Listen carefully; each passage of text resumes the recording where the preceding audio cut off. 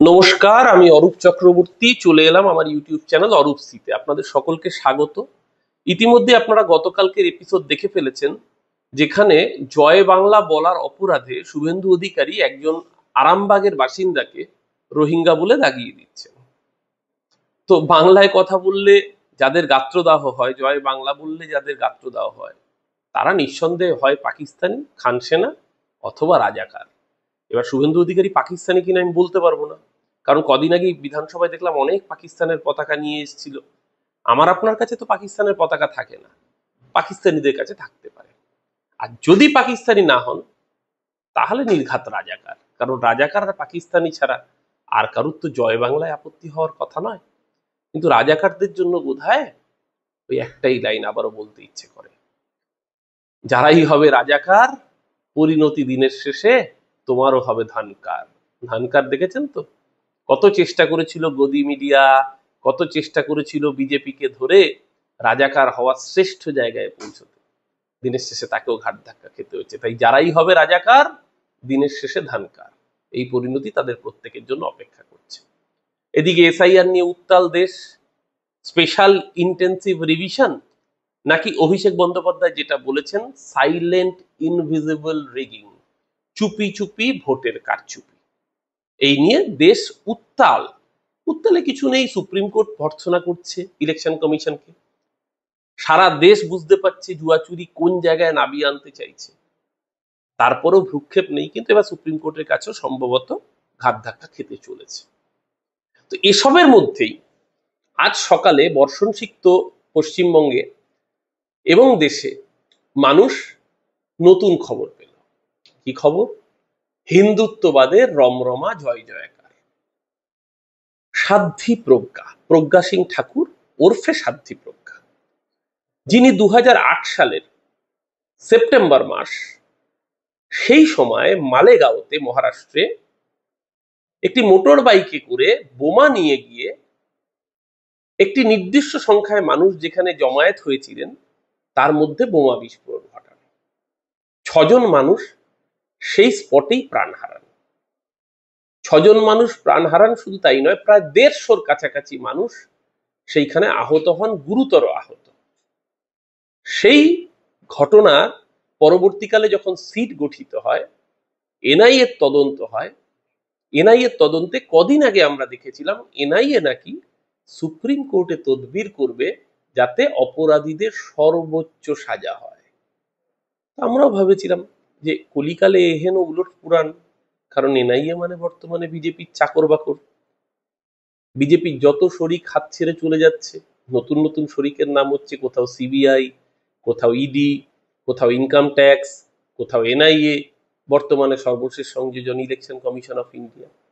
সেই এনআইএ সুপারিশ করছে যাতে দোষীদের ব্যাপক সাজা হয়। তখনই আমাদের মনে হয়েছিল তাহলে কি ডাল মে কুছ কালা হ্যায়। আজকে বুঝতে পারলাম আসলে ডাল মে কুছ কালা নেই, ও তো পুরা ডাল হি কালা থা। আজকে এনআইএ কোর্টের স্পেশাল হিয়ারিং এ কোর্ট পরিষ্কার জানালো যে অ্যাকচুয়ালি কোনো সিগনিফিকেন্ট এভিডেন্সই পাওয়া যায়নি। Agencies failed to prove charges.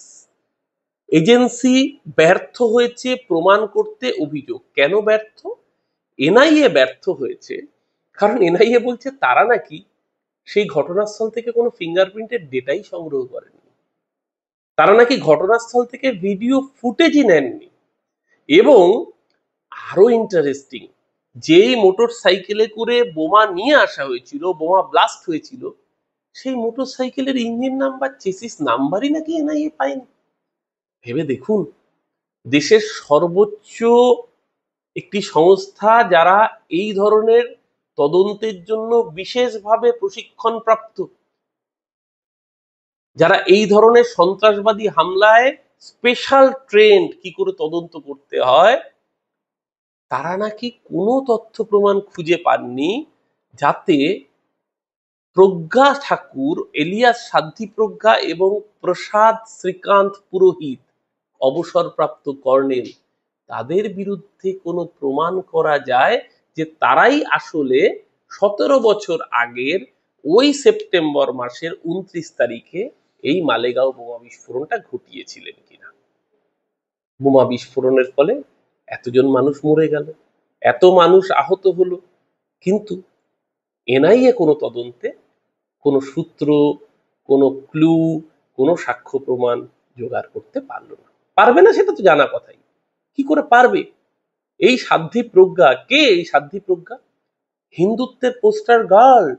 যেই সাধ্বী প্রজ্ঞা পার্লামেন্টের বুকে দাঁড়িয়ে, ভেবে দেখুন, একটা টেরারিস্টকে বিজেপি পার্লামেন্টে পাঠিয়ে দিল। সেই টেরারিস্ট পার্লামেন্টে দাঁড়িয়ে গিয়ে, যেই পার্লামেন্টে সংবিধানকে সবচেয়ে বেশি মান্যতা দেওয়া হয়, যেই পার্লামেন্টে জাতির জনক মহাত্মা গান্ধীর ছবি থাকে, সেই জাতির জনককে যে মানুষটা খুন করলো তার নাম নাথুরাম গডসে। সেই নাথুরাম গডসের নামে জয়ধ্বনি দিয়ে বলে নাথুরাম গডসে জিন্দাবাদ।